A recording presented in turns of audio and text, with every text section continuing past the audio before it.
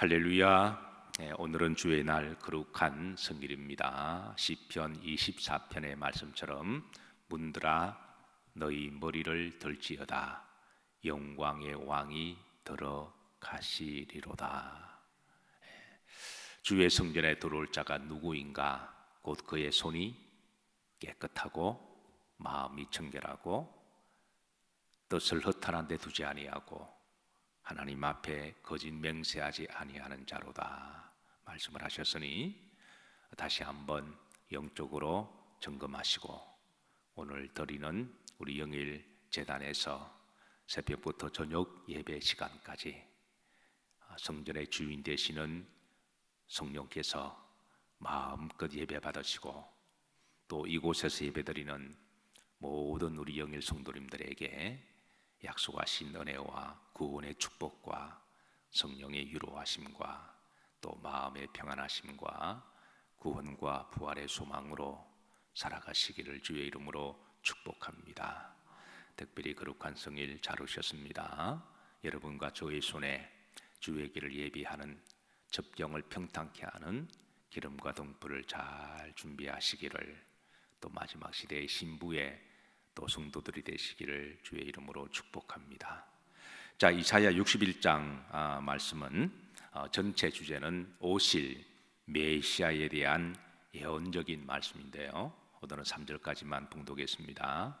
이 3절까지는 이제 앞으로 오실 메시아의 그분은 어떤 분이신가, 또 그분의 사역은 어떤 사역인가, 메시아의 정체성에 대한 말씀이에요. 이사야는 주님 모시기 전에 한 700년 전에 활동했던 유다의 선지자였는데요. 그런데 이제 마침내 이 예언적 말씀이 이루어집니다. 누가복음 4장 17절에 보시면 이제 누가가 예수님의 그런 메시아의 정체성을 드러내고 계시는데요.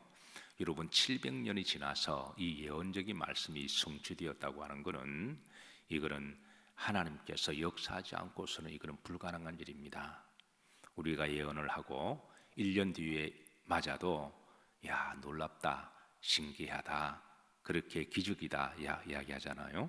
그런데 오늘 본문 말씀은 주님 오시기 전에 700년 예언적 말씀인데요.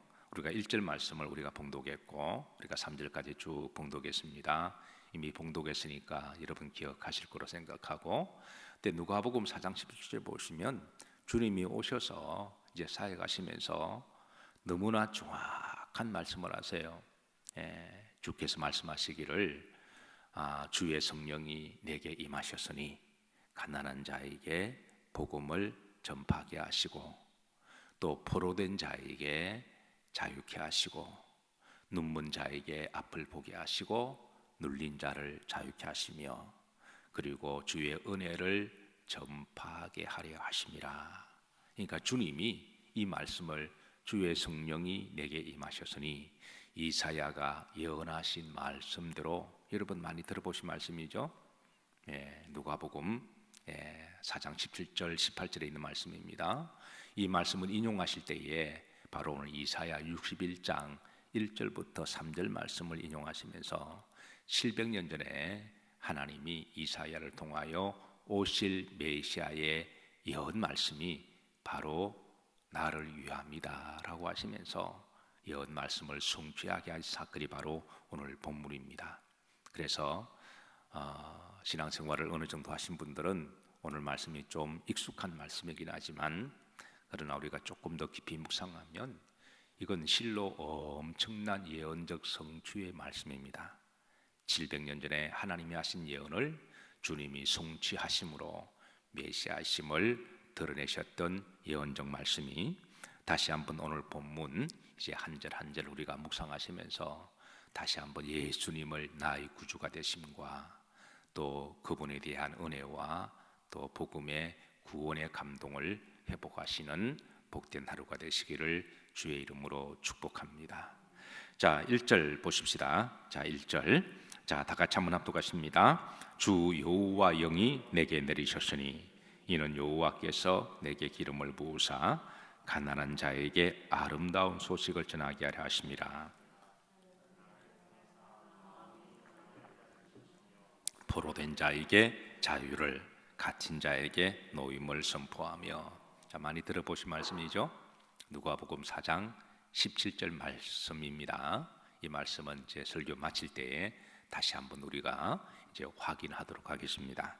자, 본절에서 앞으로 오실 메시아의 정체성, 그분은 어떤 분이신가, 또 오셔서 어떤 사역을 하실 것인가에 대한 예언적인 말씀인데요, 3절까지 총 10가지로 좀 나누어서 좀 한번 살펴보도록 합니다. 첫 번째, 여호와의 영이 임하신 분이다 그랬습니다. 그러니까 하나님의 영이 이제 앞으로 오실 메시아에게 충만히 임하셔서 그분은 거룩한 영을 가지고 오시고 또 그분을 믿는 자들에게 성령을 선물로 주시는 분이다. 그래서 기본적으로 우리가 예수님을 나의 구주로 영접하게 되면 주님의 영을 내 속에 모으시는 것과 같습니다. 그래서 믿는 자들에게는 주의 영이 거하십니다. 자, 두 번째, 가난한 자에게 어떤 소식을 전하실 분이다? 아름다운 소식을 전하게 하실 분이다. 이 아름다운 소식은 복음을 말하죠. 가장 아름다운 소식, 가장 기쁨의 소식, 그것은 바로 복음입니다. 세상에 많은 좋은 소식들이 있지만 그 소식들은 또 시간이 지나면 또 헌소식이 되기도 하고 또 시간이 지나면 또 별로 좋은 소식이 되지를 못해요. 그리고 죽음 앞에서는 세상의 그 어떤 소식도 다 그냥 쓸데없는 소식입니다. 아무런 의미가 없습니다. 그러나 하나님이 주시는 이 복음은 이제 이 땅에 살면서도 우리들을 기쁘게 하지만 죽음 앞에서 정말 빛을 낼 소식입니다. 영원토록 천국까지 함께 갈 이 구원의 복된 소식. 이 소식은 오직 우리 하나님만, 예수님만 주실 수가 있는 소식입니다. 자, 그 다음에 세 번째, 마음이 상한 자를 마시는 분이다, 고치시는 분이다. 우리 인간은 태어날 때부터 원죄의 속성을 가지고 태어났기 때문에 이 원죄가 사람의 마음을 부패하게 만들기도 하고 또 사람의 마음을 찌르기도 하게 하고 사람의 마음에 상처를 주기도 하죠. 우리가 살면서 상처받았다라는 말을 많이 합니다. 물론 나에게 상처를 주는 사람도 주변에 있죠. 그런데 대부분은 나에게 상처를 주는 사람은 우리 자신일 수가 있습니다. 우리 속에 있는 이 원죄의 죄의 기질이 우리를 찌르고 우리를 상처를 내고 아프게 만드는데요.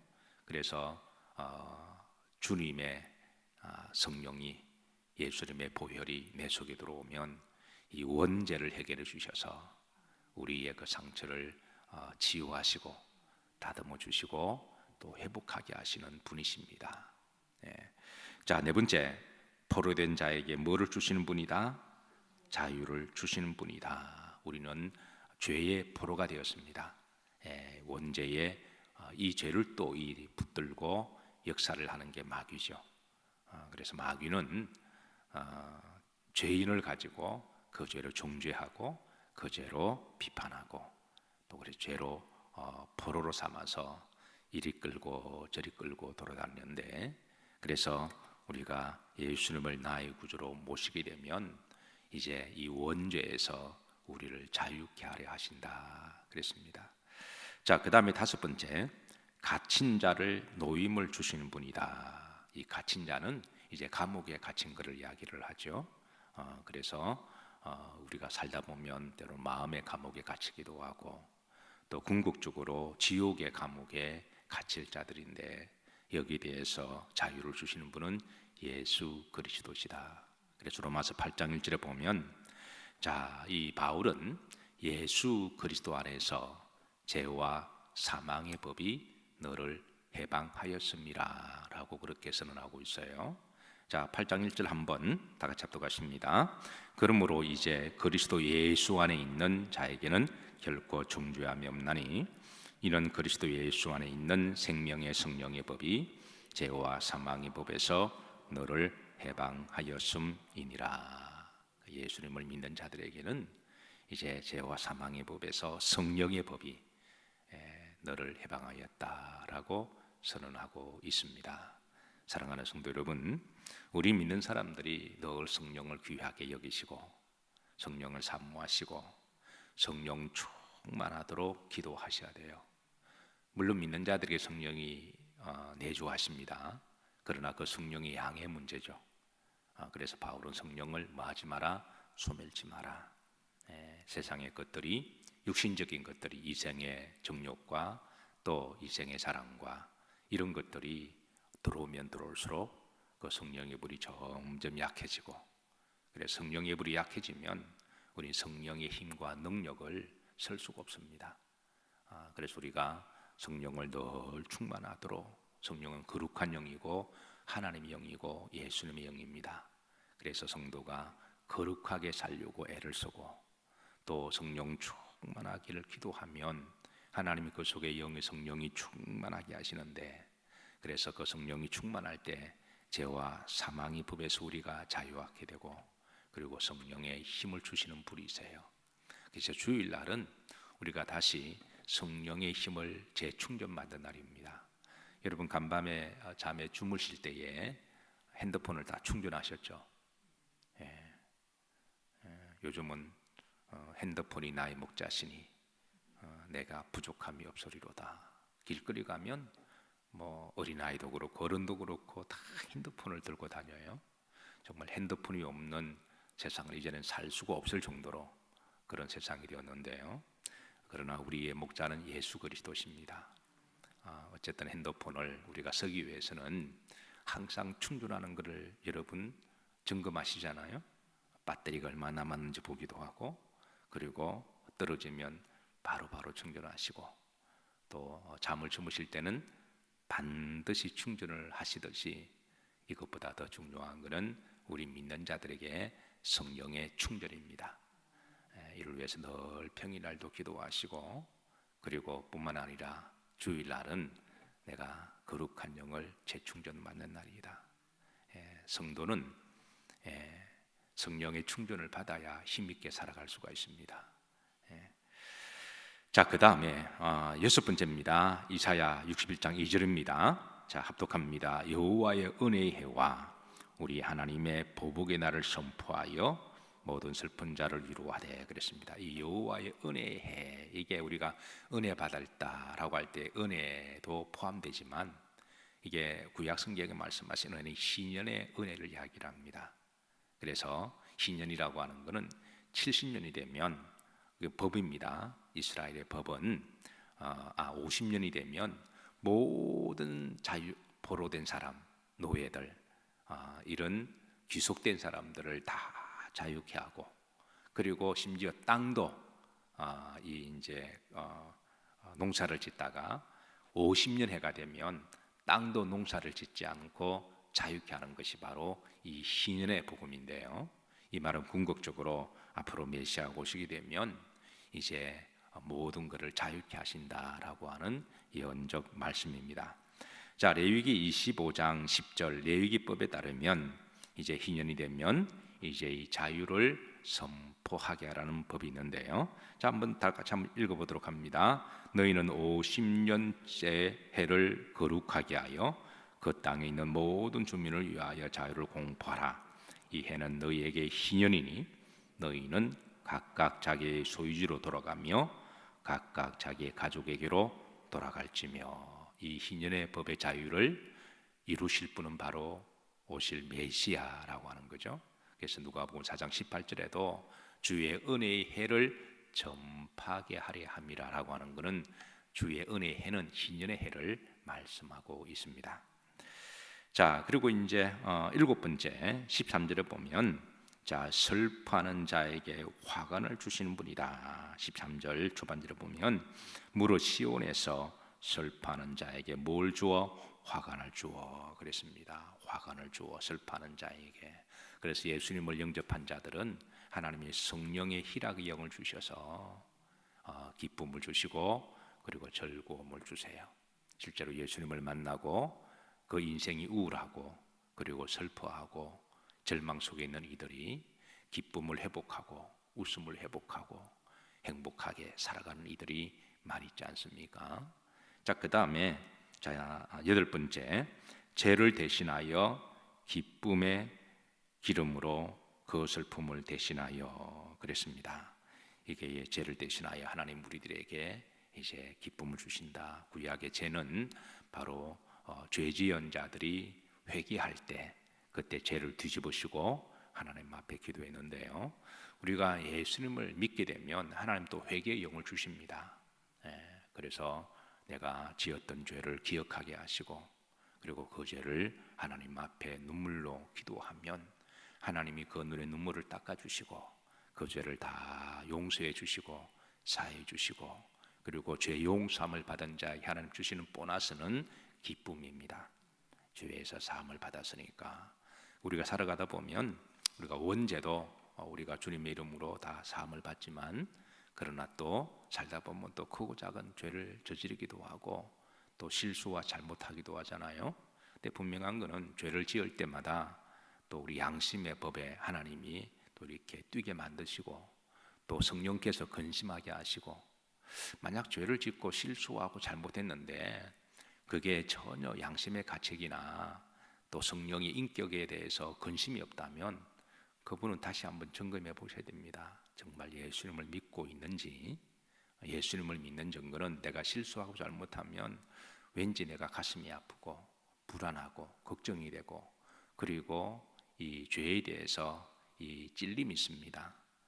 그래서 그럴 때마다 우리가 주님 앞에 나와서 예수님 이름으로 회개하고 잘못을 고백하면 주님은 넉넉하게 우리 연약함을 아시는 분이시니까 우리의 부족함을 늘 아시는 분이니까 언제든지 주님 우리의 죄를 용서하시고 사함을 주시고 그래서 빨리 그 잘못과 실수를 털어버리고 그리고 성령께서 다시는 그러지 마라. 다시는 좀 조심하렴. 마치 요한복음 8장에 가늠한 여인을 주님이 용서하시고 그냥 보내지 아니하시고 이제 다시는 그와 같은 일을 하지 마라. 그렇게 권면하시듯 우리가 실수와 잘못하면 우리가 털어버리고 그리고 용서함을 받고 그런데 성령께서 다시는 그런 거 반복하지 마. 다시는 다음부터 좀 조심해. 알겠습니다. 제가 다음에는 제가 말 한마디라도 조심하고 내가 그런 실수했으면 제가 조심하겠습니다. 그러면서 우리가 다듬어지는 거죠. 그러면서 우리가 변화되는 거죠. 조금씩 그렇게 하나님은 우리를 성도로서 견인하시고 성도로서 우리를 다듬으셔서 그래서 이제 천국 가게 되면 이제 가장 좋은 모습으로 우리가 하나님 앞에 서게 될 줄로 믿으시기를 바랍니다. 거룩한 성일 지난주보다 이번 주가 더 좋아지시고 또 이번 주보다 또 다음 주가 더 성장과 성숙하는 그런 성도들이 되시기를 주의 이름으로 축복합니다. 자, 9번째, 슬픔을 대신하여 찬송의 옷을 주시는 분이시다 그랬습니다. 저는 우리 기독교의 좋은 영적인 그런 하나님의 은혜와 은혜의 통로 무기가 저는 찬송이라고 믿습니다. 제가 11년 전에 우리 영역교회 부임했을 때에 제 목회의 방향성 3가지 영적 무기 제가 여러분들에게 말씀드렸는데 그래서 항상 요 3가지가 함께 할 거다 제가 말씀드렸습니다. 말씀, 기도, 찬송. 구약 때부터 하나님이 귀하게 쓰는 은혜의 통로입니다. 말씀, 기도, 찬양. 요 3가지는 항상 예배 때마다 있어야 되고 그리고 은혜의 통로가 돼요. 그래서 제가 말씀과 기도와 찬송은 항상 함께 할 것인데 그 중에 제일은 뭐라? 말씀이라. 제가 이렇게도 말씀을 드렸는데요. 그래서 구약에 다윗이 찬양할 때 하나님 영이 임하셨고 엘리사가 또 샘을 팔 때 하나님이 찬송하는 자를 불러서 또 찬송을 들을 때 성령의 감동을 주셨고 그리고 초대교회도 바울과 실라가 감옥에서 찬송할 때 옥문이 열리는 그 찬송의 영성이 굉장히 파워풀합니다. 그래서 이 찬송의 영성이 워낙 강하니까 찬송 들을 때 우리가 어떤 사람은 은혜를 받기도 하고 어떤 사람은 찬송 들을 때 눈물을 흘리기도 하고 어떤 사람은 찬송할 때 성령을 받기도 하고, 그래 찬송이 얼마나 귀하고 복돼요. 그런데 찬송이 워낙 성령사가 파워풀하고 강하니까 중세 시대, 영적인 암흑 시대는 찬송을 못 부르게 했습니다. 그래 찬송을 못 불렀어요. 그러다가 거의 한 1000년 동안 찬송을 못 불렀죠. 1517년에 루터가 종교개혁하고 난 다음에 이제 찬송을 부를 수 있도록 문을 열어놓은 거죠. 그때부터 이제 찬송이 다시 회복되면서 이제 잔 웨슬리 목사님 같은 경우는 찰스 웨슬리 목사님 동생을 통하여 이제 계속 또 찬송을 또 작곡하게 하고 또 짓게 해서 지금 우리 이제 찬송이 많이 이제 찬송가가 수록이 되었지만, 이 찬송 역사를 보면 이제 중세 시대는 악한 영이 마귀가 성도를 찬송을 못 부르도록 그렇게 그런 시절이 있었거든요. 그런데 지금은 이제 찬송을 마음껏 부를 수 있도록 그런 시대가 왔습니다. 어쨌든 사랑하는 성도 여러분, 여러분 찬송을 들을 때마다 찬송시가 여러분들의 기도가 되기를 바라고 또 찬송의 제사가 되기를 소망하고 축복합니다. 저도 찬송 들을 때마다 늘 은혜를 받습니다. 그래서 우리 교회는 여러 팀들의 찬양팀들이 있지만, 그래서 가사를 생각하고 곡조를 생각하면 참 은혜가 많이 돼요. 앞으로 찬송을 들을 때마다 은혜 많이 받으시기를 주의 이름으로 축복합니다. 자, 열 번째 보시면 자, 의의 나무를 말씀하고 있습니다. 13절 흐름지로 보시면 그들이 의의 나무 곧 여호와께서 심으신 그 영광을 나타낼 자라 그랬습니다. 그러니까 이 의의 나무를 심으신 여호와, 그리고 의의 나무로 오실 분이다. 이 의의 나무가 누구시죠? 나는 포도나무라 그렇게 말씀하시면서 또 감람나무, 계시록에 나오는 이 올리브나무, 이거는 다 예수 그리스도의 그 사역의 정체성을 드러나는 비유적인 나무들이거든요. 그래서 곧 의의 나무는 예수 그리스도시다. 그래서 의의 나무가 오셔서 이제 우리들에게 접붙임을 당하게 하심으로 우리가 그에 속한 자가 되었다. 바로 바울은 로마서 11장 17절에 보시면, 자, 또한 가지 얼마가 꺾이었는데 돌감람나무인 내가 그들 중에 접붙임이 되어 참 감람나무 뿌리의 진액을 함께 받은 자가 되었은저. 올리브나무, 참 올리브나무의 가짜 나무, 우리들을 이야기하죠. 그 가지가 이 참 감람나무에 접붙임을 하게 되면 그게 이제 참 감람나무에 그게 나중에 시간 지나면 가지가 되잖아요. 농사를 짓는 분들이 이걸 이제 접붙임이라고 이야기를 하죠. 그러면 신기하게도 그 가짜가 나중에 진짜가 됩니다. 우리는 다 이제 가짜의 그런 가지들인데 예수님의 그 참 감람나무에 접붙임이 되어서, 그래서 우리가 그리스도의 하나님의 자녀가 되는 영적 이치를 바울은 그렇게 설명하고 있습니다. 돌감람나무 있던 우리들이 참 감람나무 접붙임이 되어서 이제 시간이 지나면서 이제 점점 진짜가 되어가는 그런 과정이죠.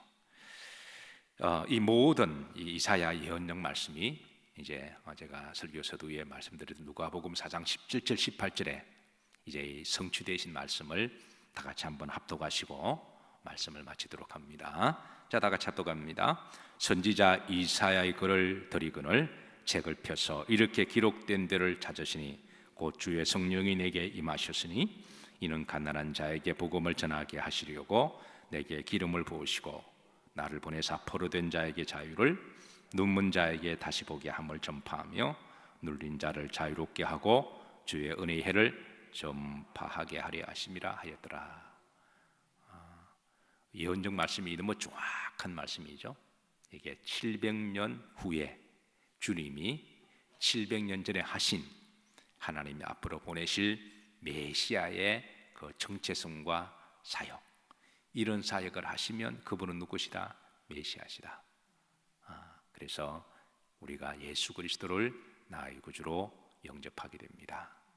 거룩한 성일 오늘 주의 영으로 충만하시고 그리스도의 신부들이 되셔서 여러분의 죄 대신 화관을, 슬픔 대신은 기쁨을 씌워주시고 또 우리에게 영원한 복음을 주시고 또 포로된 자에게 자유를 주시고 영적으로 눈먼 자를 눈뜨게 하시고 시대를 잘 통찰하셔서 거룩한 성일 굳세게 붙드시고 이날에 다시 한번 성도의 정체성을 회복하시고 천국의 소망을 가지시기를 주의 이름으로 축복합니다.